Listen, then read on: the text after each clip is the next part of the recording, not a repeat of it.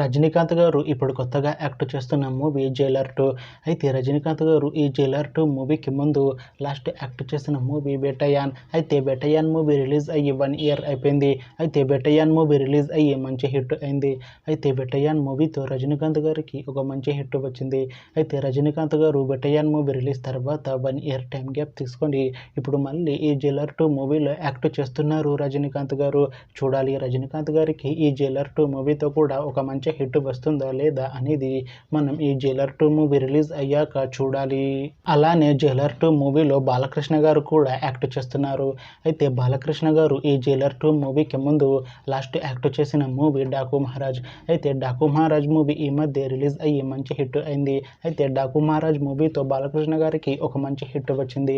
అయితే బాలకృష్ణ గారు Daaku Maharaj movie release తర్వాత కాస్త టైం గ్యాప్ తీసుకొని ఇప్పుడు మళ్ళీ ఈ జైలర్ 2 మూవీలో యాక్ట్ చేస్తున్నారు బాలకృష్ణ గారు. చూడాలి బాలకృష్ణ గారికి ఈ జైలర్ 2 మూవీతో కూడా ఒక మంచి హిట్ వస్తుందా లేదా అనేది మనం ఈ జైలర్ 2 మూవీ రిలీజ్ అయ్యాక చూడాలి.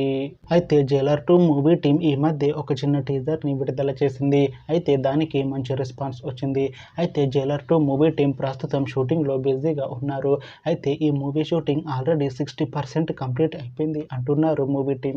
అయితే ఈ మూవీ టీం మాత్రం చాలా కాన్ఫిడెంట్గా ఉన్నారు. ఈ మూవీ చాలా పెద్ద హిట్ అవుతుంది అంటున్నారు. అయితే ఈ మూవీని 2026లో రిలీజ్ చేసేలా ప్లాన్ చేస్తున్నారు మూవీ టీం.